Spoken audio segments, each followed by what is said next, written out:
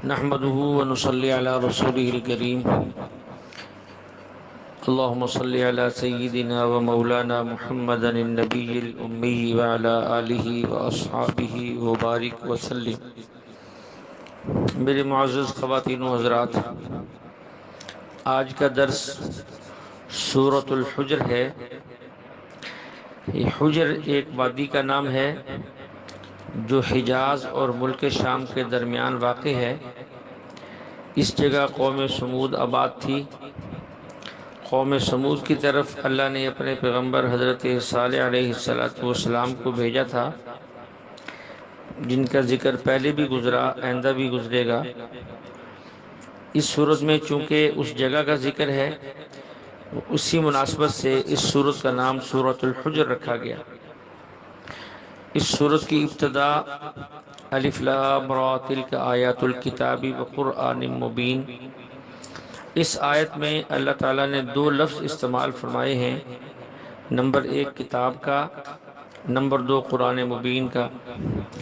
کتاب سے مراد یہ ہے کہ قرآن ایسی کتاب ہے جو کامل ہے اور مکمل ہے، اور ساتھ ہی فرمایا کہ قرآن مبین یہ مکمل بھی ہے اور واضح بھی ہے، یعنی اس کتاب کے بعد مزید کسی آسمانی کتاب کی اب ضرورت نہیں، اور وضاحت اتنی مضبوط ہے کہ مزید وضاحت کی بھی ضرورت نہیں۔ یہ قرآن کریم کا اعجاز ہے، خصوصیت ہے کہ یہ کتاب دنیا کے نصابوں کی کتاب سے بالکل مختلف ہے، اور یہ اس کی خصوصیات میں سے ہے کہ جو وقت آپ قرآن پاک کو مقرر کر کے دیں، اسی وقت میں آپ قرآن کو یاد کریں تو یہ یاد ہو جاتا ہے، سمجھنا چاہیں تو تھوڑے سے وقت میں سمجھ بھی آ جاتا ہے۔ اس لیے فرمایا کہ قرآن کامل بھی ہے اور مکمل کتاب بھی ہے اور واضح بھی ہے۔ اس کے بعد پھر کسی قسم کی آسمانی کتاب کی ضرورت باقی نہیں رہتی۔ اس کی دوسری آیت میں کافروں کی حسرت کا ذکر ہے، ربما یود الذین کفروا لو کانوا مسلمین، ایک وقت آئے گا کہ کافر لوگ یہ آرزو کریں گے کاش ہم بھی مسلمان ہوتے۔ اس دنیا کے اندر بعض دفعہ جہالت کی وجہ سے مسلمان کافروں کو دیکھ کر رشک کرتے ہیں، کاش ہم بھی ان جیسے ہوتے، لیکن یہ نہیں سمجھتے کہ یہ دنیا بہت عارضی چیز ہے۔ موت اور حشر کے بعد جب مسلمان کو جنت ملے گی اور جنت میں بلند مقامات ملیں گے، اور کافر جہنم میں ڈالے جائیں گے اور انہیں عذاب ہوگا اور ہر دن ان کے عذاب میں اضافہ ہوگا، تو ایسے موقع پر کافر یہ تمنا کریں گے لو کانوا مسلمین، کاش ہم بھی مسلمان ہوتے۔ دوسری بات یہ سمجھیں کہ معاملہ انجام پر ہوتا ہے، معاملہ بدلے پر ہوتا ہے، دیکھا ہی جاتا ہے کہ نتیجہ کیا نکلا۔ آج تک کسی آیت میں، کسی حدیث مبارکہ میں ہم نے نہ پڑھا نہ کسی عالم دین سے سنا کہ موت کے بعد کسی انسان کی تمنا ہو کاش کہ میں بھی کافر ہوتا، لیکن اس کے مد مقابل قرآن بتا رہا ہے کہ آخرت میں ہر کافر کی یہ تمنا ہوگی کاش کہ میں مسلمان ہوتا۔ آپ اس سے اندازہ لگائیں کہ مسلمان جتنا بھی نالائق ہو، جتنا بھی بدعمل ہو، وہ بہرحال مسلمان ہے، اور کافر جتنا بھی اچھا ہو وہ بہرحال کافر ہے۔ مسلمان گرے سے گرا، گندے سے گندا، بد سے بد ہو، پھر بھی اچھے سے اچھے کافر سے یہ اچھا ہے۔ اس لیے کافر جتنا بھی اچھا ہو وہ کافر ہی ہے، اور مسلمان بظاہر جتنا بھی گندا ہو وہ مسلمان ہے۔ تو اللہ ہمیں اس نعمت اسلام کی قدر کی توفیق عطا فرمائے۔ ہم چونکہ مسلمان گھروں میں پیدا ہوئے اور اسلام ہمیں بغیر محنت کے ملا، بغیر محنت کے کلمہ اور ایمان ملا، اس لیے آج اس کلمہ کی قدر نہیں ہے۔ اس کلمہ کی قدر اس وقت ہوگی جب قبر میں پہنچتے ہی منکر نکیر سوال کریں گے من ربک، من دینک، من نبیک، ما دینک، بتا تیرا رب کون ہے، تیرا نبی کون ہے، تیرا دین کیا تھا۔ اس وقت بندے کو احساس ہوگا کہ اس کلمہ کی اہمیت کیا تھی۔ اس لیے اس نعمت کی، جو اسلام والی نعمت ہے، اس کی ہمیں قدر کرنی چاہیے۔ کیونکہ بالآخر جو نتیجہ آنا ہے وہ یہی کہ کافر تمنا کرے گا کہ کاش میں مسلمان ہوتا، مسلمان یہ قطعاً حسرت اور آرزو نہیں کرے گا کاش میں بھی کافر ہوتا۔ بعض حضرات نے اس کا مطلب اور مفہوم اور اس کا سبب یہ لکھا ہے کہ کافر جہنم میں چلے جائیں گے اور مسلمان جنت میں، اور کچھ مسلمان اپنے برے اعمال کی وجہ سے بھی جہنم میں ڈالے جائیں گے۔ کافر ان کو طعنہ دیں گے کہ تم کلمہ پڑھ کر بھی جہنم میں اور ہم بغیر کلمہ پڑھے جہنم میں، بتاؤ فرق کیا ہے؟ تو یہ طعنہ جب ملے گا مسلمانوں کو تو اللہ کی رحمت جوش میں آئے گی، اللہ تعالیٰ حکم دیں گے کہ ہر اس شخص کو جہنم سے نکال دو جس کے دل میں ذرہ برابر بھی ایمان ہے، اور اس کو جنت میں بھیج دو۔ اس موقع پر کافر حسرت کریں گے، لو کانوا مسلمین، کاش ہم بھی مسلمان ہوتے۔ تو یہ نام کے مسلمان جو ہے یہ بھی معمولی نہیں ہے، اس لیے ان کی بھی قدر کرنی چاہیے۔ یہ نام کا مسلمان یہ بھی اللہ کے ہاں مسلمان ہے۔ ہمارے اکابر، ہمارے بزرگ جو ہے وہ ایسے عام مسلمانوں کے بارے میں بھی ان کا نظریہ بڑا عجیب تھا۔ حکیم الامت حضرت مولانا اشرف علی تھانوی رحمۃ اللہ علیہ ایک جگہ لکھتے ہیں کہ جو مسلمان نماز نہیں پڑھتا تو اس کا یہ فعل اچھا نہیں ہے، اور کہتے ہیں کہ اگر تم کسی بے نمازی مسلمان سے بات کرو گے کہ تو نماز نہیں پڑھتا، تو یہ عمل نہیں کرتا، تو تمہیں یہ یوں محسوس ہوگا جیسے اس کا نماز نہ پڑھنا یہ اللہ پر ناز کی وجہ سے ہے۔ یعنی جب اس سے پوچھو کہ نماز کیوں نہیں پڑھتا، اگر اس کا تھوڑا بہت بھی اللہ سے تعلق ہے تو وہ کہتا ہے کہ جنت آپ کی نہیں ہے، جنت اللہ کی ہے، اللہ نے ہمیں بخش دینا ہے، ہم حضور کے امتی ہیں، ہم نے جنت میں چلے جانا ہے انشاءاللہ۔ اب اگر یہ شخص نماز نہیں بھی پڑھتا تو بھی اس کو اللہ اور اس کے رسول علیہ السلام کی ذات پر ناز ہے۔ اب یہ کتنا کمزور ہے کہ نماز نہیں پڑھتا، لیکن اللہ کی ذات پہ، اللہ کے نبی کی ذات پہ اس کو ناز ہے، بشرطے کہ یہ بات اس کے دل کی ہو اور زبان کی بھی ہو، تو پھر یہ بات وزنی ہے اور قیمتی ہے۔ اگر صرف زبان کی ہو دل میں نہ ہو تو پھر یہ زبانی جمع خرچ ہے۔ اسی طرح اس صورت میں چند آیات کے بعد اللہ کے ارشاد ہے اِنَّا نَحْنُ نَزَّلْنَا الذِّكْرَ وَإِنَّا لَهُ لَحَافِظُونَ۔ اللہ فرماتے ہیں اس کتاب یعنی قرآن مقدس کو ہم نے اتارا اور ہم ہی اس کی حفاظت کریں گے۔ اس لیے اگر کسی مسلمان کو قرآن شریف کی حفاظت کی محنت یا کوشش کے لیے اللہ نے قبول کر لیا ہے تو یوں سمجھو کہ اللہ نے قرآن کی حفاظت کا بطور اسباب اس مسلمان کو استعمال کیا ہے، تو یہ اس کی سعادت اور خوشبختی ہے۔ جہاں تک پہلی آسمانی کتابوں کا تذکرہ ہے، تورات کا، انجیل کا، تو وہ معاملہ اللہ نے اپنے ذمہ نہیں لیا بلکہ ان امتوں کی علماء کے ذمہ لگایا کہ تم اس کی حفاظت کرو۔ قرآن کے بارے میں اللہ فرماتے کہ نہیں، ہم اس کی حفاظت کریں گے۔ ہمارے کابرین میں حضرت مولانا مفتی محمد شفیع صاحب رحمۃ اللہ علیہ معارف القرآن میں اسی آیت کے تحت لکھتے ہیں کہ قرآن نازل بھی ہم نے کیا، اس کی حفاظت بھی ہم کریں گے۔ فرماتے ہیں اس وعدے میں صرف قرآن شامل نہیں بلکہ اس میں احادیث بھی شامل ہیں۔ اس کی وجہ یہ ہے، ایک ہے قرآن کے الفاظ، ایک ہے قرآن کا معنی۔ قرآن کے الفاظ بھی قیامت تک رہیں گے اور قرآن کا معنی بھی قیامت تک رہنا ہے۔ قرآن کے الفاظ تو ہمیں نظر آتے ہیں لیکن اس کا معنی وہ ہے جو بظاہر دکھائی نہیں دیتا لیکن احادیث میں ہے، اسے احادیث کہتے ہیں۔ اس لیے قرآن کریم کے نازل کرنے سے مقصد صرف اس کے الفاظ کی تلاوت نہیں بلکہ اس پر عمل بھی کرنا ہے، اور عمل تب ہوگا جب قرآن کا معنی کسی کو آئے گا۔ اس لیے قرآن کے الفاظ بھی باقی رہیں گے اور اس کے معانی بھی قیامت تک باقی رہیں گے۔ قرآن بھی قیامت تک محفوظ اور احادیث بھی قیامت تک محفوظ۔ قرآن کو محفوظ کرنے والے سینے بھی دنیا میں موجود ہوں گے اور اللہ کے نبی علیہ السلام کی احادیث کو محفوظ کرنے والے سینے بھی قیامت تک محفوظ رہیں گے۔ اسی طرح اس صورت میں کچھ تھوڑا آگے چل کر اللہ کے یہ حکم وَالْأَرْضَ مَدَدْنَاهَا وَأَلْقَيْنَا فِيهَا رَوَاسِيَ وَأَنبَتْنَا فِيهَا مِنْ كُلِّ شَيْءٍ مَوْزُونٍ وَجَعَلْنَا لَكُمْ فِيهَا مَعَايِشَ وما لستم له برازقین وإن من شيء إلا عندنا خزائن وما ننزله إلا بقدر معلوم۔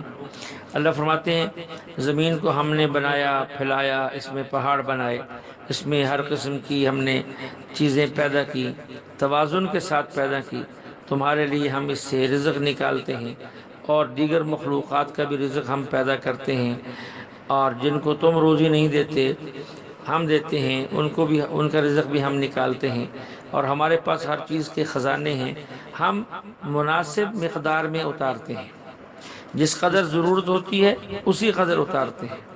جتنی امت کو گندم کی ضرورت اتنی گندم اللہ پیدا کر دیتے ہیں، جتنی پانی کی ضرورت اتنا پانی پیدا کر دیتے ہیں۔ اللہ فرماتے ہیں ہم ایک اندازے سے اتارتے ہیں، اور اگر اللہ تعالیٰ سب کچھ ایک ہی دفعہ اتار دیں تو اسے انسان سنبھال بھی نہ سکے۔ وَأَرْسَلْنَا الرِّيَاحَ لَوَاقِحَ فَأَنزَلْنَا مِنَ السَّمَاءِ مَاءً فَأَسْقَيْنَاكُمُوهُ وَمَا أَنْتُمْ لَهُ بِخَازِنِينَ۔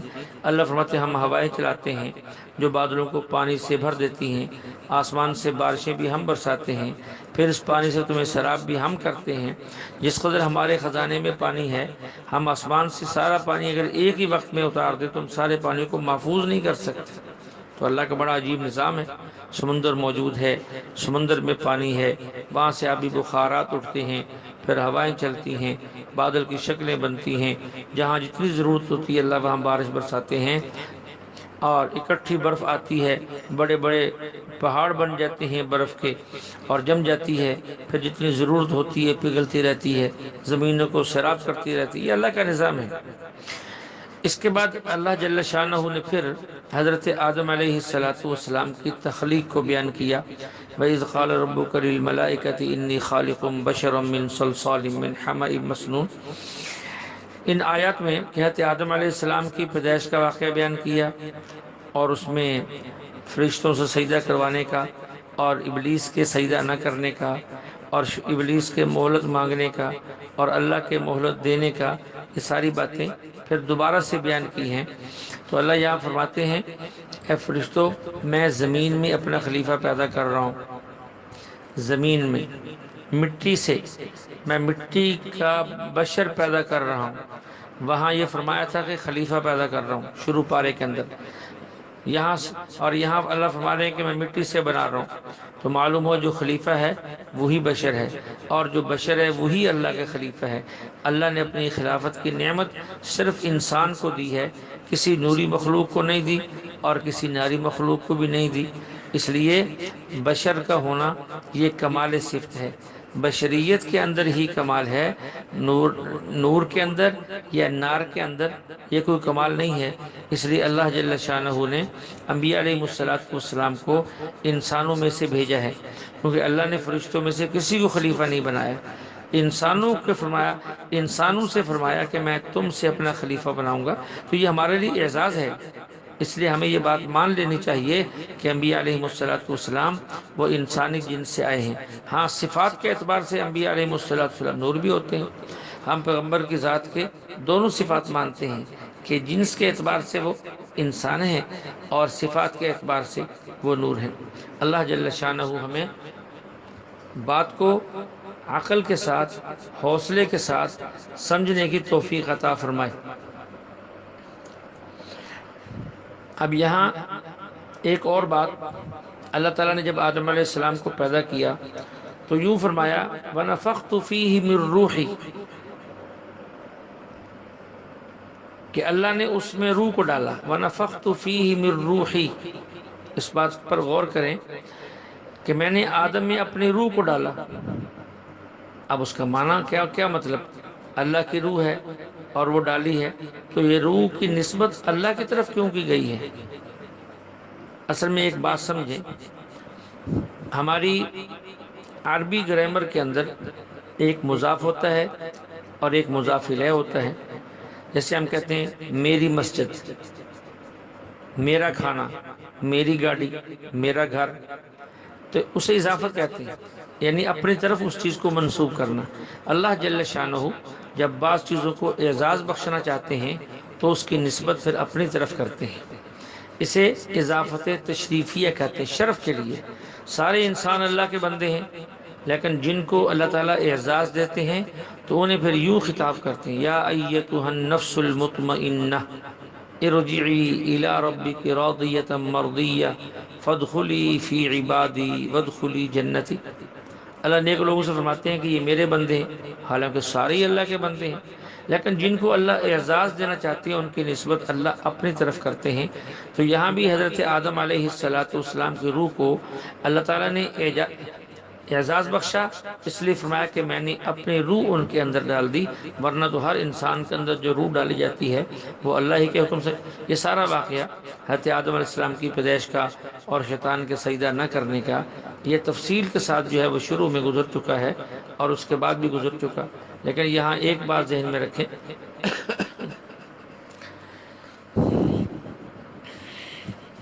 ہمارے مشائخ اور اکابر فرماتے ہیں کہ دنیا میں سب سے پہلا اجماع اور اتفاق حضرت آدم علیہ السلام کو سجدہ کرنے پہ ہوا، اور اس اجماع کا سب سے پہلا منکر وہ اس جہاں کے اندر ابلیس ہوا ہے۔ تاریخ انسانی میں جس مسئلے پر سب سے پہلے اتفاق اور لوگ سب جمع ہوئے وہ حضرت آدم علیہ السلام کو سجدہ کرنا تھا، جس اتفاق کا سب سے پہلے انکار کیا وہ ابلیس تھا۔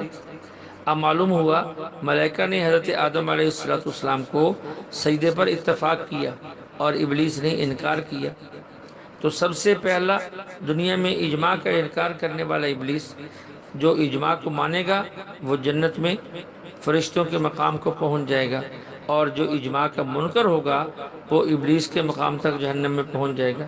اس سے آپ یہ سمجھیں کہ اجماع کتنی اہم چیز ہے، کتنی اہمیت ہے، جس پر اب وہ مسائل جن پر صحابہ کا اجماع ہے، فقہاء کا اجماع ہے، امت کا اجماع ہے، وہ مسائل کتنے اہم ہوں گے۔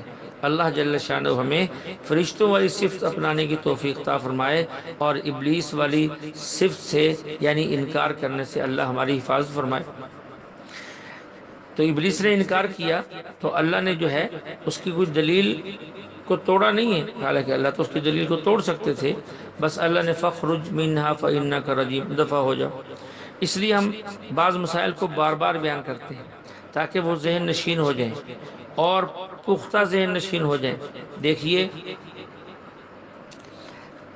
انبیاء علیہ السلام اہل سنت والجماعت کے ہاں اپنی اپنی قبور میں زندہ ہیں، یہ ہمارا عقیدہ ہے۔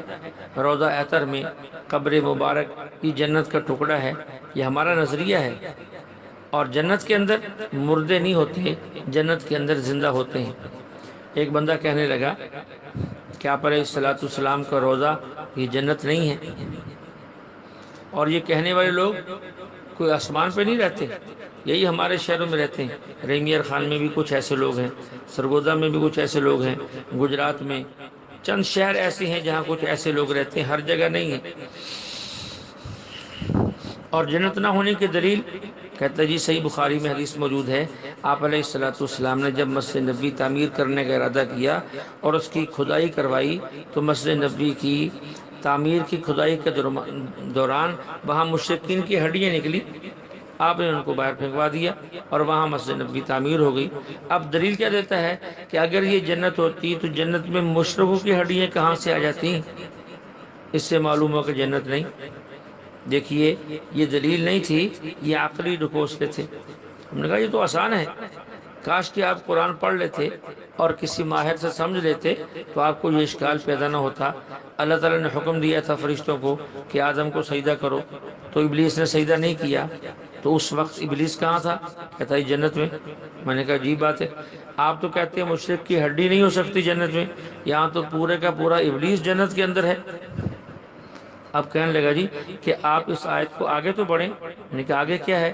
کہتے اللہ فرماتے فخرج، اللہ نے پھر اس ابلیس کو وہاں سے نکال دیا۔ تو میں نے کہا بخاری کی روایت بھی تو آپ پوری پڑھیں نا، آگے یہ بھی تو لکھا ہے کہ اللہ کے نبی علیہ السلام نے مشرک کی ہڈیوں کو وہاں سے نکال دیا، اللہ کے نبی نے ان کو نکال دیا۔ جنت سے مشرکین کی ہڈیاں حضور علیہ السلام نے نکال دی، اور جنت سے ابلیس کو اللہ نے نکال دیا۔ جہاں ابلیس تھا وہ بھی جنت تھی، جہاں مشرکین کی ہڈیاں تھیں یہ بھی جنت تھی۔ عجیب بات ہے، قرآن کو سمجھتے نہیں ہیں، دعویٰ یہ ہے کہ ہم قرآن سمجھتے ہیں، ہمیں بہت آتا ہے، اور اس پر اپنی طرف سے جوڑ توڑ کرتے ہیں۔ دیکھیں جی، آپ نے قرآن کو چھوڑ کر احادیث کو لے لیا۔ بھائی ہم نہ احادیث کو چھوڑتے ہیں نہ ہم قرآن کو چھوڑتے ہیں، ہمارے اکابر کو قرآن بھی آتا تھا، احادیث بھی آتی تھی، اس لیے قرآن بھی ہمارا ساتھ دے رہا ہے، احادیث بھی ہماری ساتھ دے رہی ہیں۔ ایک اور شخص کہنے لگا کہ آپ علیہ السلام کا روضہ جنت ہے؟ میں نے کہا جی بالکل جنت ہے۔ کہنے لگا کون سی حدیث میں؟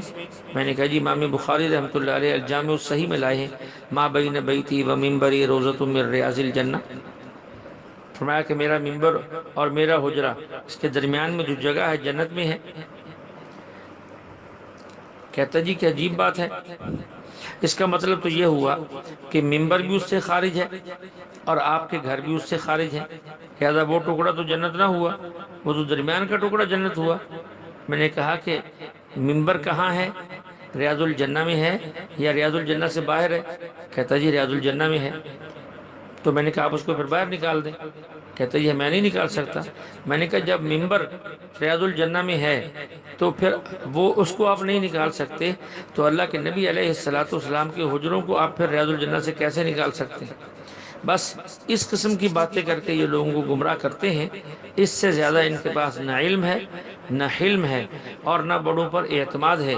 ہم اللہ سے دعا کرتے ہیں اللہ ہمیں اس کلام کو سمجھنے کی بھی توفیق عطا فرمائے، صحیح عقائد بھی نصیب فرمائے، صحیح عمل بھی نصیب فرمائے، اور اللہ اپنا خوف اور اپنی ملاقات کا شوق بھی نصیب فرمائے، اور ساری امت تک صحیح قرآن اور صحیح احادیث اور صحیح عقائد اور صحیح عمل کو پہنچانے کی بھی توفیق عطا فرمائے۔ وما علینا الا البلاغ، وآخر دعوانا الحمد للہ رب العالمین۔